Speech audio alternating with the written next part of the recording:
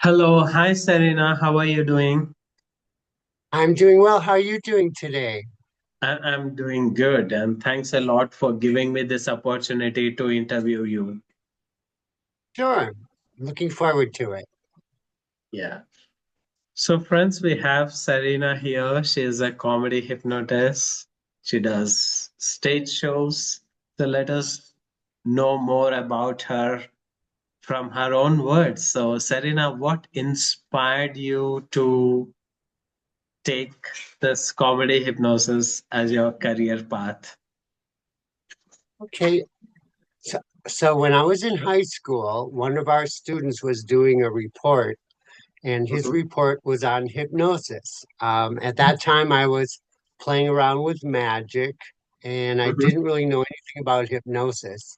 So I followed along with what he was saying, and I would say the analytical part of my mind kicked in because in the middle of it, I just snapped out of it.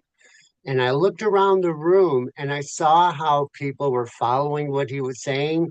As he was saying, your hand is rising and rising, people's hands were rising. And Wow. afterwards he did a talk about it.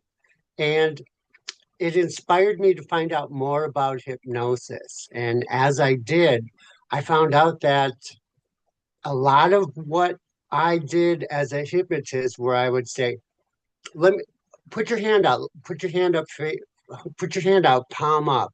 Now hold on to this. Now I'm giving him direct commands. And what I learned was in hypnosis, you can do indirect and direct commands. So the mixture of hypnosis with my magic became more and more prevalent as I went on. Wow, wow. And this is a little weird question, Serena. Mostly we see a lot of men, predominantly in the comedy hypnosis shows. And how do you feel like when you got started? How did your first show go? Uh, okay, that's a good question. So my first show, I probably had maybe 30 people there. It was after another review type show that they had done. And my deal was if I hosted the first show, I could then do my hypnosis show. So Okay. I did all of that. And um, doing my first show, I felt nervous, of course. I um, have a technique that I use where I convert the nervousness I'll have into excitement, into Okay. helping the people get what they want out of the entertainment that they're hoping to see with me. And hopefully, throughout the years, I've been doing that properly. And with doing the show, everything went about the way I was expecting it to go. Mhm. And I felt good about it. And from that point on, I kept doing it more and more. Okay. Okay. Thank you for sharing that. So if someone is on the, like what we say, not able to decide, should I take this or shouldn't I take this as a career, dangling on the fence, what would your suggestion be, Serena? Well, if it's really something that you're feeling you want to do, I would say go for it. Okay. In my own experience, when I started out, I thought I was doing um, stage magic shows, and at one point I started opening up for stage hypnotists. One was Marshall Silver. Another one that hardly anybody knows of is Jack Lachlan. He was probably one of the best hypnotists I've ever seen. Um, Susan Rosen, Justin Trans. I've worked with all of them, and I've also, since I mentioned those two I studied with. I studied stage hypnosis with. I got to know both of them. They went from my teachers to my mentors to my friends to me doing stage work for them, where I do the lighting and the sound. And the another thing, just to take a few steps back, when I first started getting into hypnosis, and I wanted to do the stage hypnosis, because the thing was when I was opening for Marshall Silver, it would take me half an hour, 45 minutes to get all my magic stuff ready. And then when I was coming on, I had to bring it all out onto the stage. And when it was all done, I had to gather all my stuff together and take it back off stage. So there I was, about three-quarters of the way setting everything up. And Marshall walked up onto the stage, tapped the microphone to make sure it worked, looked at his chairs, came back and sat down. And I went, there's something to this. Uh, So so that got me going with the stage hypnosis.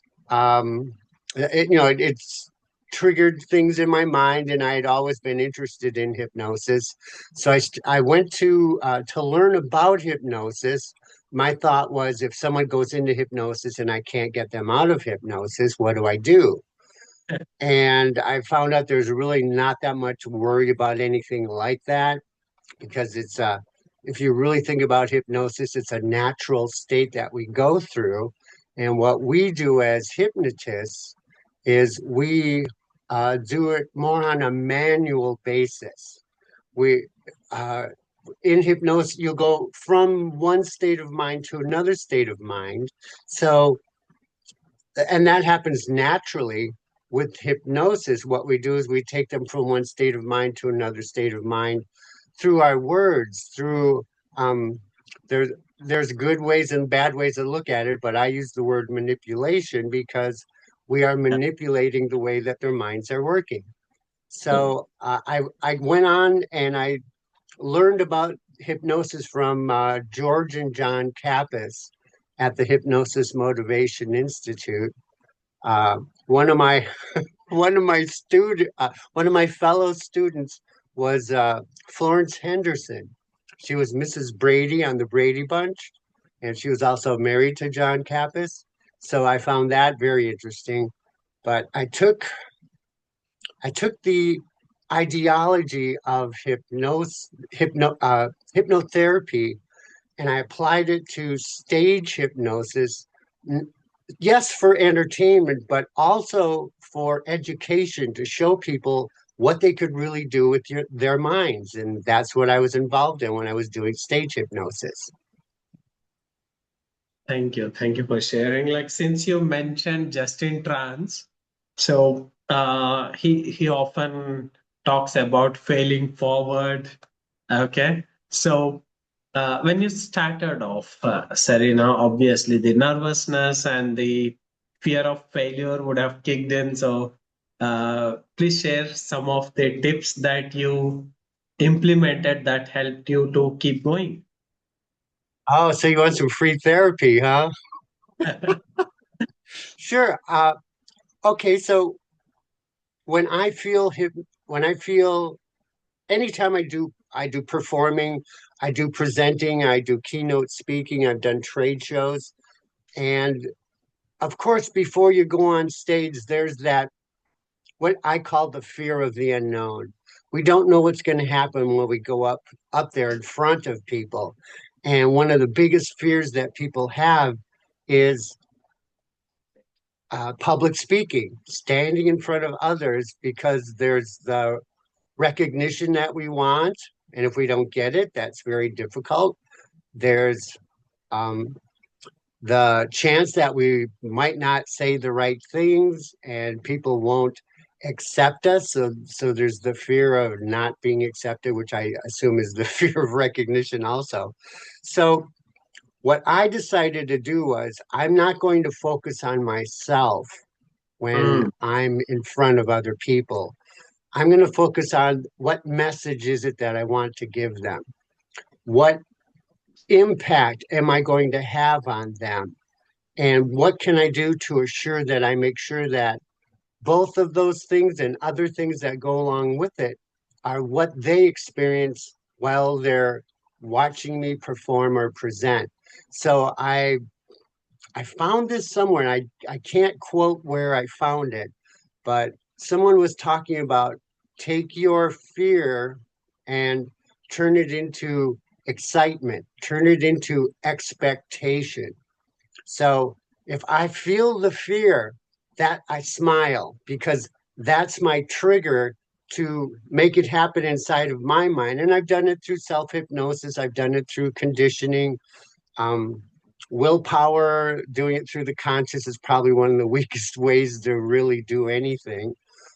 Things that happen to us, uh, to use the term subconsciously, are things that happen to us automatically, and that's pretty much where that fear comes from. It's either it can be conditioned instantaneously or it can be conditioned over time. And what I learned over time conditioning is how to take my fear and turn that into excitement. Wow. And pretty much the way I do it is uh, I'll use one of the things I use that helps a lot, and anybody can do this if you're looking for a tip on how to feel more confident in any situation, is uh, to put on your cape just like Superman. Okay. Okay. And if you got what I'm talking about. So if I'm sitting there all slumped over and I'm going, oh, woe is me, I'm so depressed. It's hard to be that way if you put your shoulders back and imagine your cape flowing in the wind, and the excitement, the confidence comes into you. I'm getting goose pimples just talking about it because I've conditioned myself that when I think this way, it brings me up. And I don't, and you can see this is a physiological change that I create. Shoulders back are automatically going to help you feel more confident. Head up instead of all slouched up. I mean, you could just see the difference in me when I do the two. So, so that's I would say that's probably the biggest technique that I use is just move my posture and it moves my brain to where I want it to be as far as the confidence is concerned. Amazing, amazing. Thanks for that. I think I will remember this for life. Turn your fear into excitement. That was a wonderful tip. And Serena, someone I know, like one of my amazing mentors, Atila, he was also a stage hypnotist once. So he shared one amazing incident where he hypnotized someone on this stage, making her believe that she's a palm reader. And surprisingly, she gets into the audience and starts reading. And one or two readings that she did intuitively, the audience was shocked, like, how, oh my God, how did you know that? So, from your stage hypnosis shows something that you memorably like to share, which really astonished you from your shows, something very Oh, exciting, something very surprising, where you felt like, wow, human potentials are amazing. sure. Okay. Yeah, that's a really good question. As you were talking about that, it triggered something in my mind that I saw Darren Brown do. And I Mhm. think it was off of a YouTube. It was where he had a he had a younger female come up on stage, and he said that he had hypnotized her to believe that she was a concert pianist. Hmm. And he says, "Did you have you ever played the piano before?" And she goes, "No, just kind of plunking around on it and such." He goes, "Okay, well, here's some music on a sheet. I want you to look at the sheet and just play whatever you think." So she sat down and she started playing just like a concert pianist. And, of course, the audience is going, "Oh, that's fake," or "Oh my God, that's amazing." Uh, what what they actually had done was he found a young concert pianist, and he hypnotized her to forget that she was a concert pianist. So when she sat down to play, she astounded herself that she was able to do that. And when he brought her out, then the realization was all there, and everybody enjoyed what happened. Yeah, he did a little trick on everybody, but he revealed it at the end. So I don't feel that that was in any way something he was doing just to fool the audience for whatever reason. As far as things that I have done, I I'm I would say it's this one. In doing, I've done hypnosis since I got out of the Air Force, and I gotta say like 85, 86, somewhere Oh, around there. That's mm, where I started learning about uh 87. Yeah, some in the late 80s. That's when I went to the Hypnosis Motivation Institute. And I was doing a show. I think it might have been a Fourth of July show at Six Flags Great America, just outside of Chicago. And it was my second of four shows that I did during that run. mm, And uh, I I went through the whole thing, and afterwards, our my coach, my mentor Susan, she would talk to me about what I had done, so I could improve myself and make myself better. And she said, "Do you realize that you didn't even hypnotize the people?" oh, I go, what are you talking about?" She said, interesting. "You," she said, "you did your whole show perfectly. Everybody responded the way they would if you had done your hypnotic induction, which takes about 12 minutes." And she said, "You did your entire show and you left out the part where you hypnotized them." So I, and afterwards I watched the video and I'm going, "Oh my God, was that cut out? That's really weird." Because they were doing exactly what I would expect them to do if I had hypnotized them. Some of them will go into hypnosis, some of them won't go into hypnosis, some of them will be in that dreamy state. And I strongly believe that people can be triggered to take on a certain state of mind automatically. There are they're called somnambulists. People where you just, walk up to them, you go to shake their hand, you grab them by the wrist, turn it up and say sleep, and they'll just go out, they'll fall over you. And I've done this just a few times, but it's it's amazing that I was able to do that show. And because of my confidence and the way I presented myself and how I expected them to follow what I was saying, they went ahead and did it. And I would say that was probably one of my best hypnosis shows I've ever done. Amazing. Amazing. And could you please share any of the best compliment that you remember after someone has attended your comedy hypnosis and walked down to you and shared something that they have experienced as a Okay, compliment? two things pop into my mind from you saying that.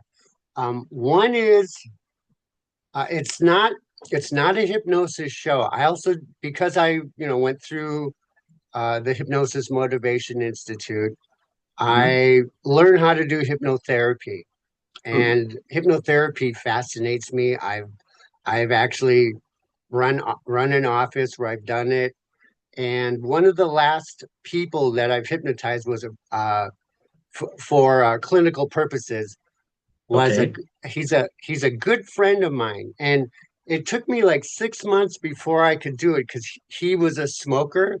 He had quit smoking, but he started vaping, and he was vaping more than he was smoking. And I don't know if you've looked at the studies, but in a lot of ways, vaping is not as good as for you, and it's worse for you than what smoking is. So he was saying that he wanted to quit vaping, and I said I would help him. But there's a thing that has been out there forever, where they say, don't hypnotize people that you know. Don't hypnotize your good friends or your family, because basically it goes, you go and sleep, and they go, yeah, right. So I did it with my friend, and he knew about that also. He's into neurolinguistic programming and hypnosis. So he knew about that too. And I said, look, and after like 5 months, I said, let's do this. Let's set a date. Let's go through the whole process. And the process that I do with him takes about 2 hours to help someone quit vaping. It's a one time session, Wow. and it typically would take 2 hours. I hadn't done it in a while, so it took me about 2.5 hours. And at the end of it, let me see, it's been over a year now since I did that with him. Mm-hmm. And I took my smoking, stop smoking, smoking cessation uh, ideology and program, and I changed it to vaping. And sometimes I would say smoking, and I went, no, no, no, I mean vaping. And I could see him go, yeah, I understand what you mean, subconsciously or consciously. And it's been over a year. He has not vaped once after that, and that was after one session. Wow. And Wow. that kind of thing blows my mind. Yes. As far as something that happened with trying to think something that I've done with stage hypnosis that you said, what was it again? That My question was, what was the best compliment you received as like part of your who has attended your shows? okay, the second one. Uh, this was interesting. I was setting up before my hypnosis show at UW Milwaukee, and a girl came up to me and she said, "You know, I would like to watch your hypnosis show, but I have a splitting headache. I get migraine headaches, and I don't think I'll be able to stay for the show. I'm going to have to leave."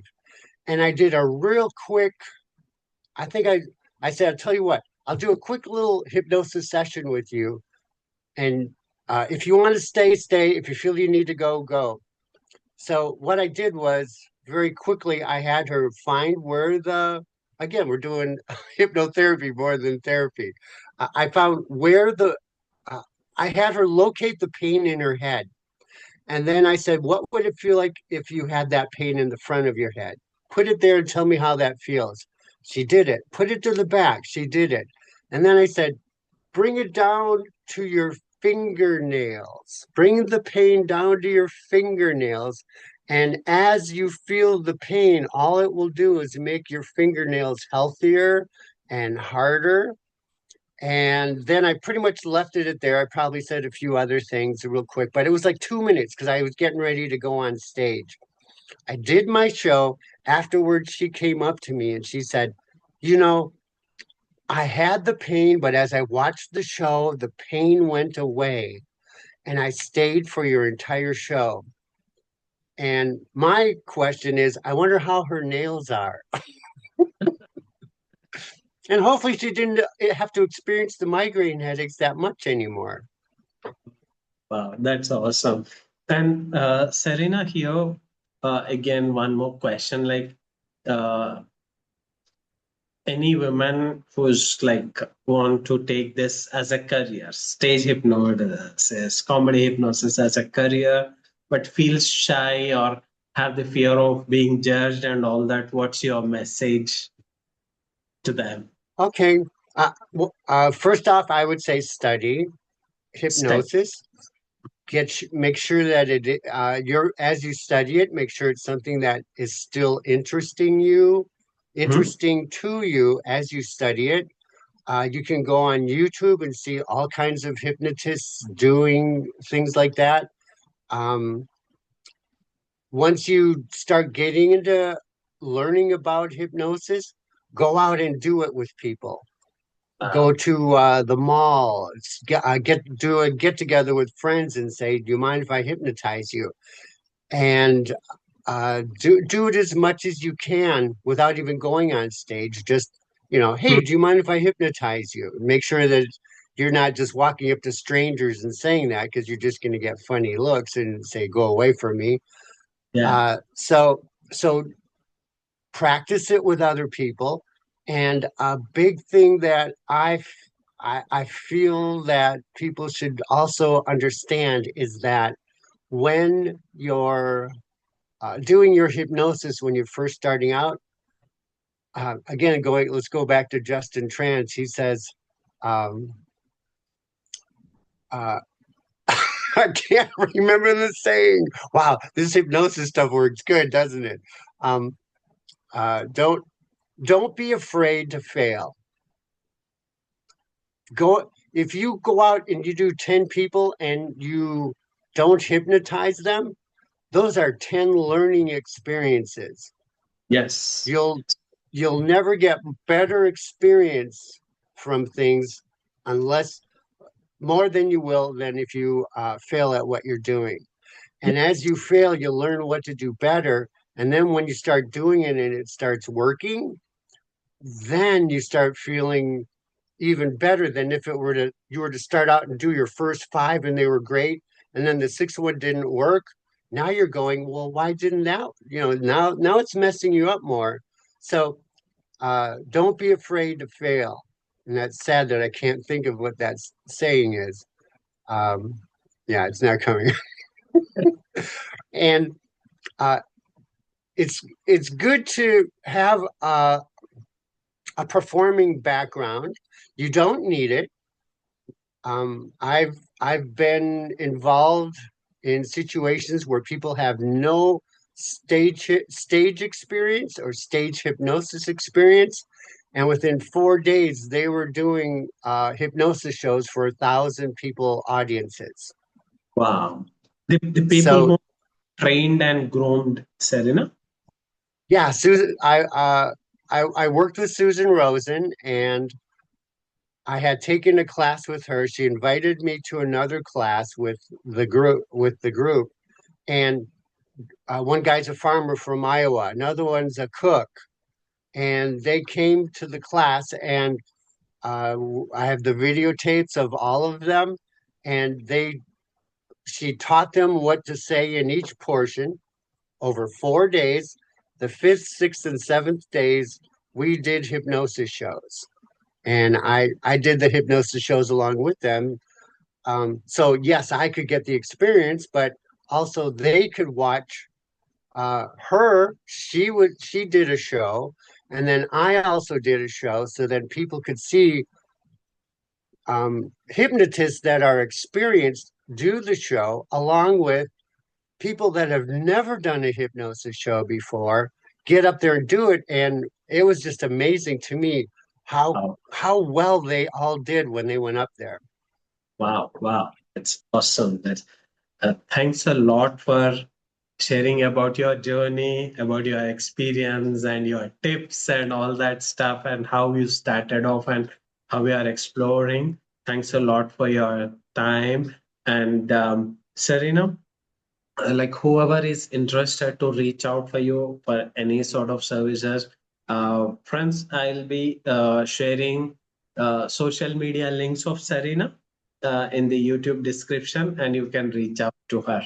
Thank you very much, Serena. It was wonderful talking to you. Thank you for this time, Nizam. It was very pleasurable. I enjoyed it. Yes, same here. Thank you once again.